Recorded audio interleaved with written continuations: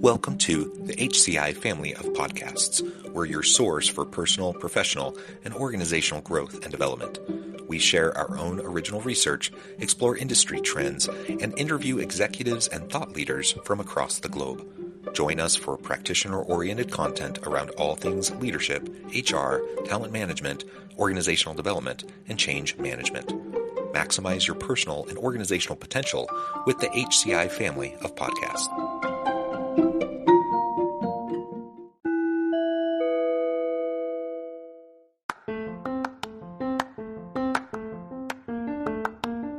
Welcome to the podcast. In this podcast episode, I talk with Bradley Hamner about how to develop confidence and lead yourself first.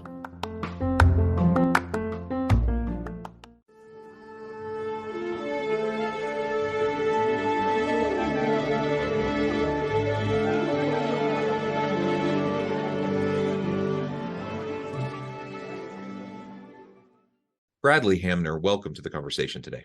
John, great to be with you. It is a pleasure to be with you. You're joining us from Alabama. I'm south of Salt Lake City in Utah. And today we're going to be talking about how to develop confidence and lead yourself first. We talk about leadership all the time on this podcast.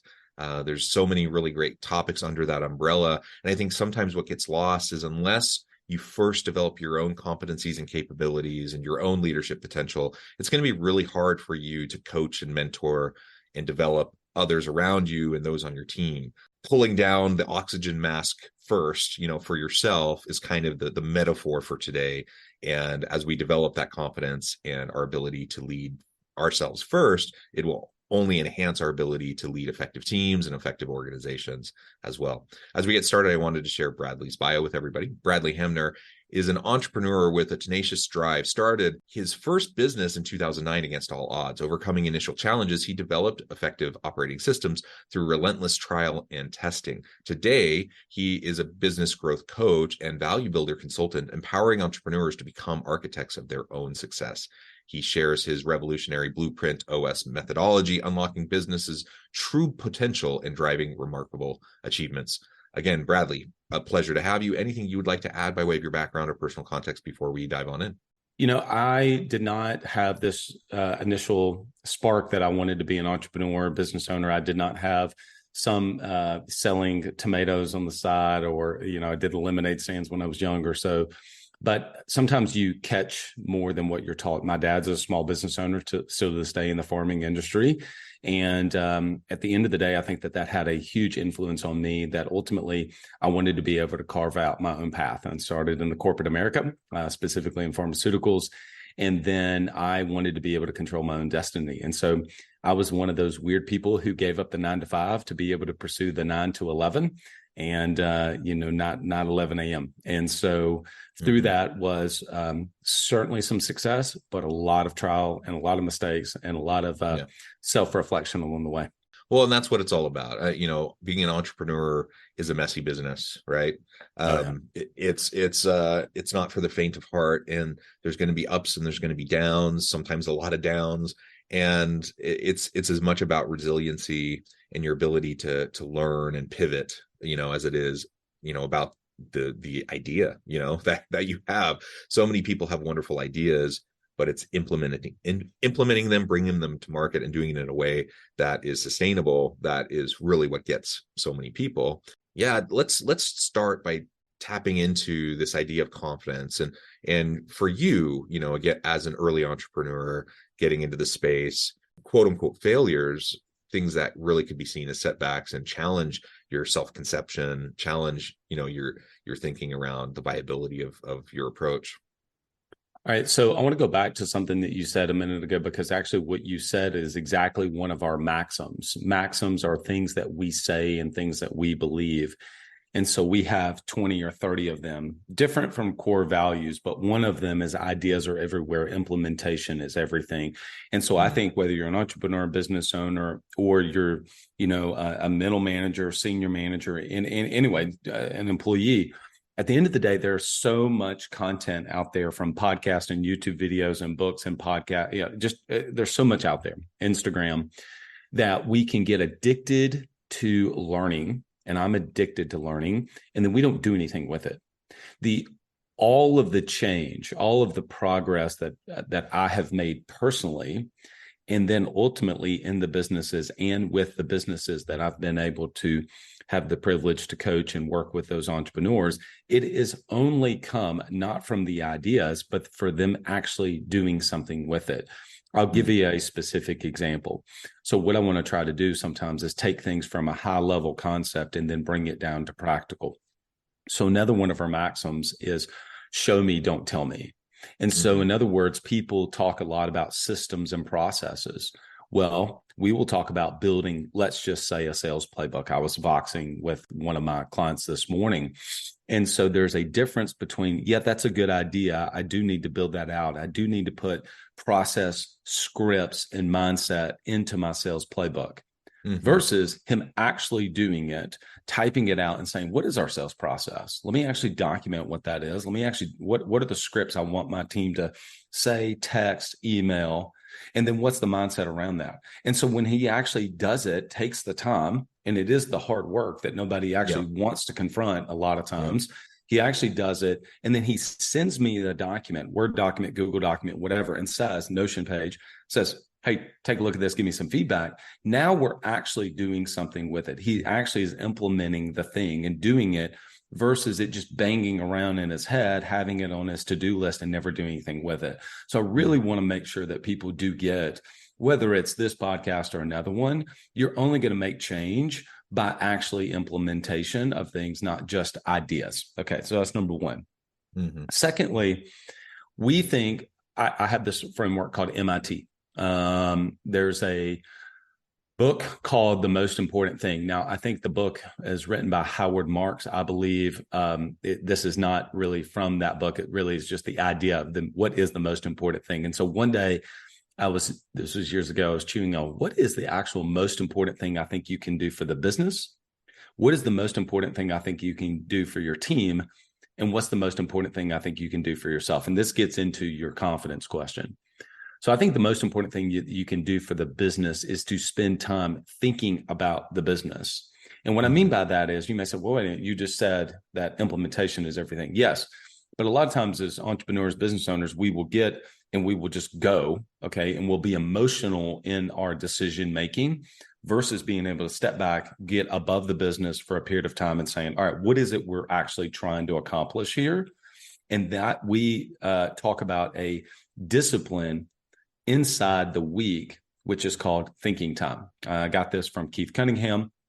He wrote the book, The Road Less Stupid. And we absolutely believe wholeheartedly in a dedicated 1 hour time that you get out of the office, go to Starbucks, go to your favorite coffee shop, put on the right kind of music that's best for you, and spend time with a pen and a pad, not in your computer, actually gnawing on and thinking about the business. So then number one, I think the most important thing you can do is to think about the business. Number two, I think the most important thing you can do for your team at any level, entrepreneur, business owner, manager, et cetera, for your team is to actually give them your energy. They are going to feed off of your energy one way or the other. And so you can't give what you don't have, which is another way of kind of coming back to your oxygen mask analogy, is that you can't help other people if you can't breathe. In the event that, the oxygen mask could actually drop, they say you have to be able to put your oxygen mask on first, or you can't give to other people. And if you're running on fumes and you're irritated, and we all have days, certainly that it's that way. Yesterday morning, even that way for me was a little bit like that. They will feed off that either negative energy or that positive energy. Like it or not, they are absolutely feeding off your energy. And then number three, I think the most important thing you can do for yourself is to protect your confidence. Business is hard and it gets harder. At any level of business, at any size business, if you're at $500,000 or you do 500,000 a month, it doesn't matter. You do 10 million, 25 million a year, $100 million a year business. At the end of the day, I've yet to meet, unless it's a complete narcissist, meet someone who does not have doubt, insecurities. I don't think I can do this. Who am I? The imposter syndrome, if you want to call it that. All of these doubts of like, I'm not really sure. I'm kind of presenting that this is the right strategy. I think that this is going to work. I'm not really sure that this is going to work. And so then what are the disciplines, which we can certainly get into that in a minute. What are the things that you then can actually do to protect your confidence. And then I'll add this last thing in before I'll throw it back to you, is I don't think you have to wait until you have confidence to do something. Yeah, well, you build your confidence as you go. I completely agree with that. And there's a lot of reasons why people get stuck in the thought process. You mentioned earlier, churning ideas. It's good to have the ideation phase, right? And to come up with ideas and to take the time to thoughtfully think about the strategy moving forward and the challenges you're facing, and wrestling with those ideas is really, really important. But I know so many people that just get stuck there. And there's a variety of reasons for that. Sometimes it's analysis paralysis. Sometimes it's just the nitty gritty hard work of like implementation and putting things into practice is not something they're really either good at or something they want to do. So a lot of times I'll hear someone say, well, I'm an idea guy. I'm not the person who does it, well, someone has to do it. And when you're an entrepreneur, that someone is usually you. And so you have to be able to translate ideas into practice in some way. So analysis paralysis, perhaps, maybe it's just you don't see yourself as the implementer, or maybe you don't feel like you have the abilities to do it well. But I think another piece of this is just the confidence. Like a lot of people, it can live in their head and be dramatic and like all these great aspirational goals. The moment you start to put it into practice, it becomes real, and that's scary. For a lot of people, especially if you're lacking in confidence. And so there's a variety of reasons why someone may not get from idea to implementation. But I think, just acknowledging what that reason is for you is important. And whatever steps you can take to just start the process. It doesn't need to be perfect. You don't need to be super confident right now. You can develop that and build it as you go, and build the plane while you're flying it. And you'll have small wins, and those small wins can start to steamroll into bigger wins, and all that can build your confidence. So I really like what you were saying about that. And then once we move into, really thinking carefully about how to further develop and scale our business, whatever it is, whatever the product or service is, as you start to scale and as you start to build a team around you to support what you're trying to do, again, if you're not the best implementer, you better be darn sure that you're surrounding yourself with people who are doers, people who get stuff done, who can take ideas and put them into practice. But that also can be a little, depending on the person's ego, that can be threatening. Someone who is taking over perhaps some of the ownership of your idea. And so all of this, again, comes back to this idea of confidence. You also said a minute ago, you said, unless they're a narcissist, they're probably going to have some doubt. They're probably going to have some imposter syndrome or whatever. I actually wanted to ask about that before you even said that. Like, how do you balance between confidence and doubt, and like developing confidence in yourself while not like being a total narcissist who, just, they have the ultimate confidence, right? They think they're amazing. They think everything they're doing is great. That may or may not be true. And so there does need to be a level of intellectual humility, as you're carrying your idea forward into implementation, into, the product or service you want to provide. Any thoughts around that, like balancing that? Or perhaps that's just rare, and really it's less of a problem than just building the confidence itself. I do have a very specific answer to that, because I've actually chewed on this myself a little bit. I've gotten to where I feel like I'm a much deeper critical thinker than I used to be. And so, for instance, we try to use language and words very intentionally in our programs and what we say, right? A roadmap is a certain thing. A blueprint is a certain thing. People throw around visionary entrepreneur. What does that even mean? Integrator, what does that mean? Operator, what does that mean? Operating system, what does that mean? Versus like we just throw around language loosey goosey. So I'm going to give you a specific answer. I do want to go back to one thing you said, though, that has been really helpful, that for me, around whenever you were saying analysis paralysis, I now will think it's one of two things. Do I have a lack of options? I actually don't know what to do. I'm kind of empty. I don't know what to do. I don't know how to grow my business. Okay. If I don't know what to do, then I know I can go through and acquire or get myself around a lot of times people who have done what it is I'm trying to do, and they can give me strategies. So a lot of times I may feel like I just don't know what to do. Or am I overwhelmed with too many options of what to do? Should I go on podcast? Should I run paid ads? Should we run a referral strategy? Should we actually run paid ads and do it this way into a book a call? Or should it be into a lead funnel? Should you write a book? I could keep going, right? I could end up naming 45, maybe more if we kept listing them out. So am I overwhelmed because I don't know where to choose? Or am I kind of feeling sad because I just don't know what to do? There's two different things. Is it lack of options, or am I overwhelmed and have anxiety with too many options? Does that make sense? Yep. Okay. Absolutely. So that helps me to push on one side or the other. Now, to answer your question, an undeniable stack of proof.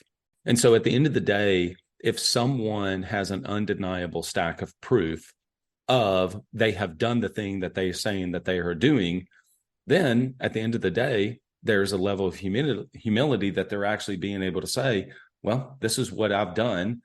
I hope that this serves you. Does that make sense? Right? Yeah. So I really think it ultimately comes into that, because there's so much on social media pontification, speaking out from these things. And you hear all these people who, rent a Lambo for a day to be able to take a picture, so on and so forth. I mean, those are the extreme versions of it. I think that the more everyday versions are, there's posturing, because John, I want you to think of me a certain way. I want you to think of me as successful, as a business guru. And so I need to posture myself around certain things versus what is your undeniable stack of proof that you have been able to do what it is that you're sharing with other people to do. Does that make sense? I guess the main point here is we want people to develop self-assurance, confidence.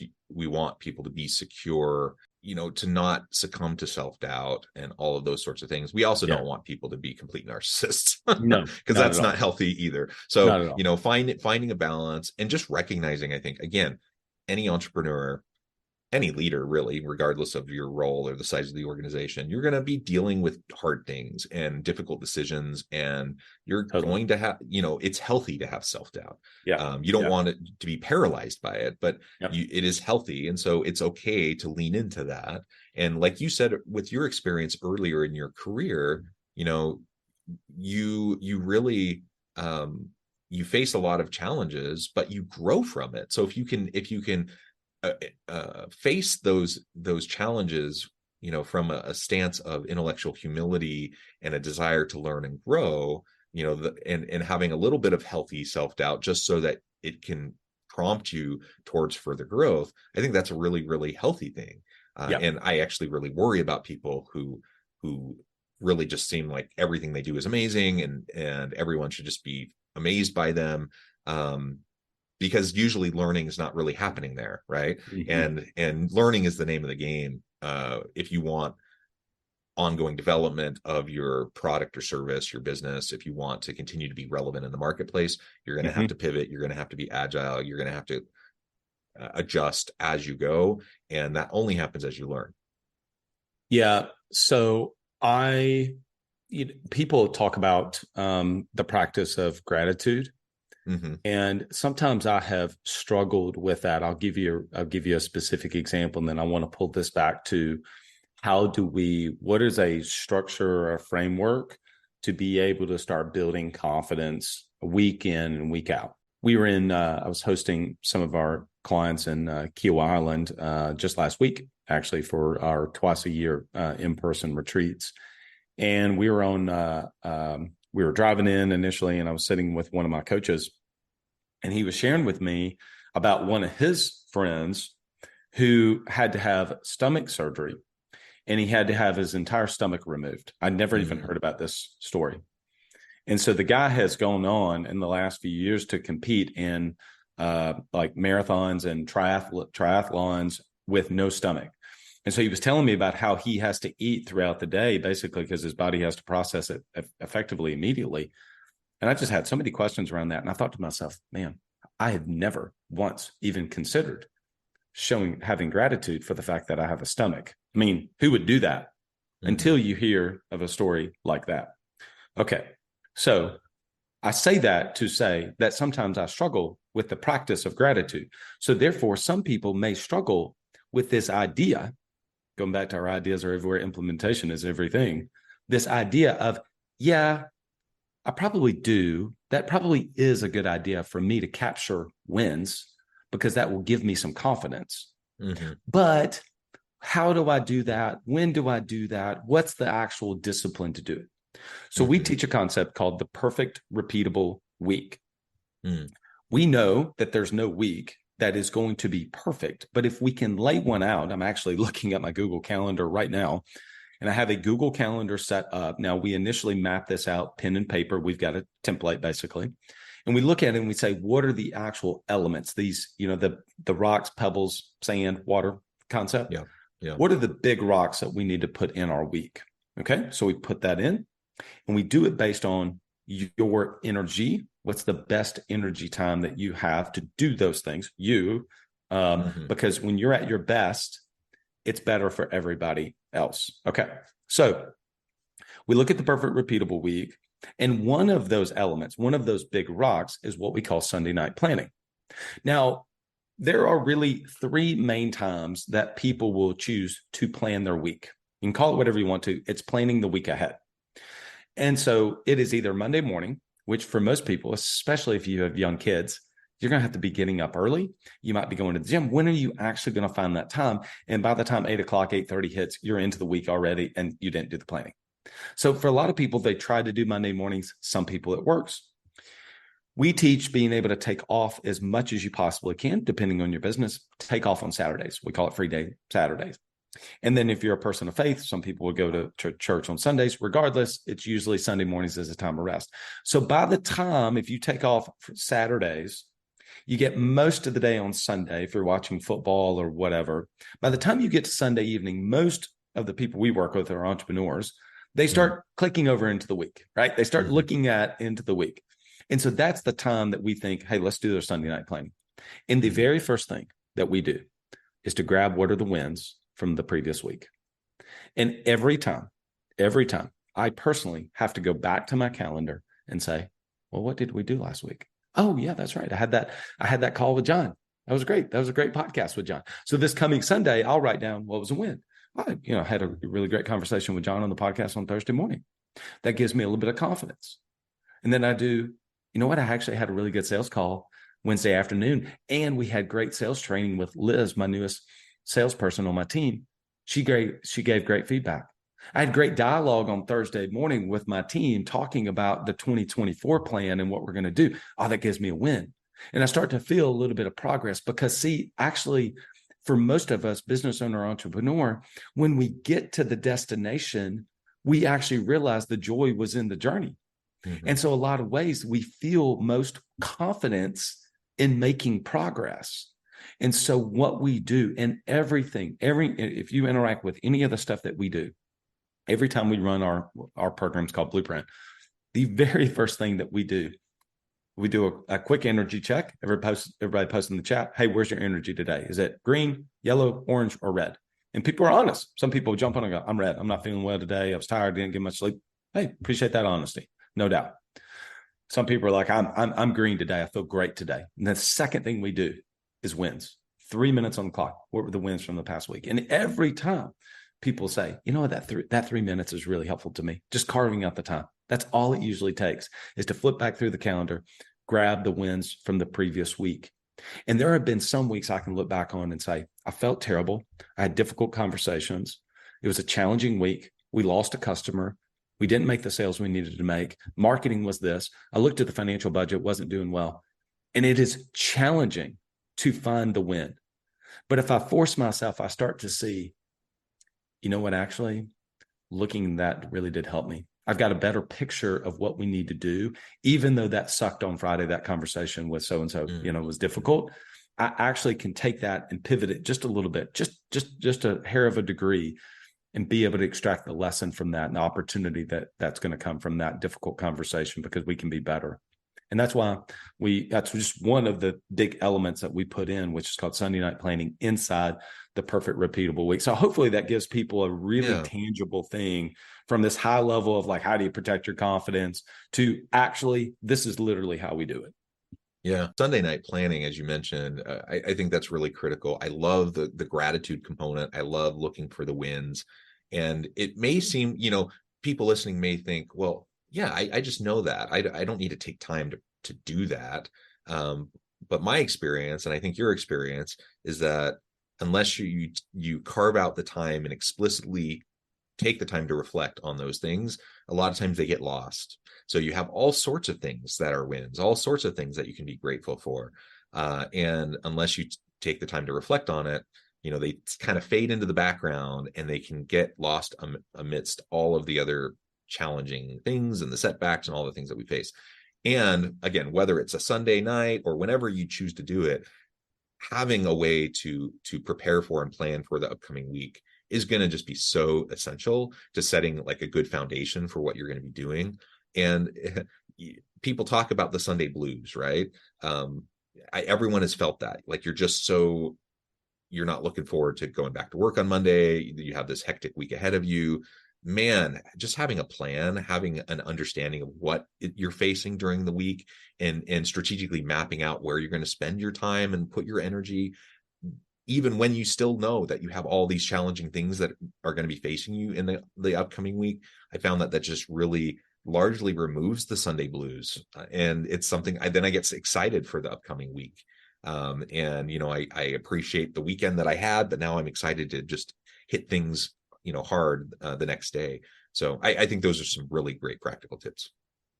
Yeah, I think so Monday, I don't have as much of Sunday blues, but I definitely do Monday. Monday is a heavy meeting day for me. Yeah. And so if I wait till Monday to plan out the week, it just doesn't give me as much of some energy, right? And remember, the most important thing I think you can give your team is your energy. So when I look at that, I can go, okay, Monday, heavy meeting day. But when I look at Tuesday and look at Wednesday, and I actually build momentum going into the week. Like, I love doing this podcast on a Thursday morning. I love Thursdays and Fridays. I've built the week purposefully to do the things that I want to do that actually move the business forward, because really Mondays are heavy meetings.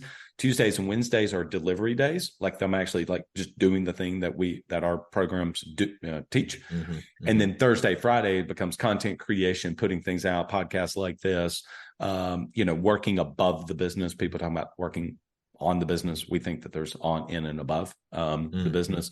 And so I get to do some of those things on Thursday and Friday. And that leads me into a really great Saturdays and Sundays for me. And then I kind of get to rinse and repeat. But at the end of the day, I wanted to design the business that way, and design and architect my week that way, which you can see I'm using that language. That language is intentional, because I transitioned from being the rainmaker, doing everything, to becoming the architect. And what architects use, they use blueprints. And so that's why obviously our program is called Blueprints. So we help business owners to be able to build and design the business that gives them everything that they ultimately dreamed of having. Yeah, wonderful. Well, Bradley, this has just been a great conversation. I know at the time I need to let you go and get on with your busy day. But before we wrap things up, I just wanted to give you a chance to share with the audience how they can connect with you, find out more about your work, your team, and then any final word on the topic for today. I would, I think that first of all is consider, and invite people to consider implementing, looking at their week and saying, what is my perfect repeatable week? Okay. No, we didn't obviously have the time to get into all of the different elements of building a perfect repeatable week. But at the end of the day, what do you really want your week to look like from the time you wake up to the time you work out, et cetera? No, that's number one. And then number two, and consider I invite you to consider implementing the Sunday night planning system, and starting out with the very first thing is, what were the wins from the previous week? And then you can start to turn your attention to the week ahead. But first, go back to the previous week, grab that, actually write it down, type it into Notion, whatever your methodology is going to be, and building of that discipline. you want to connect with us, if you're a small business owner, entrepreneur, and this has been somewhat helpful to you, go to businessgrowthcurator.com. And on our webpage is a assessment. It takes you maybe 5 minutes to take. We'll give you around 40 questions or so. Even a lot of people say just the questions themselves make them stop and have to think. It'll give you a score and give you some customized feedback on areas that you can improve. Bradley, thank you so much. It's been a pleasure. I encourage the audience to reach out, get connected, find out more about what Bradley and his team can do for you. And as always, I hope everyone can stay healthy and safe, that you can find meaning and purpose at work each and every day. And I hope you all have a great week.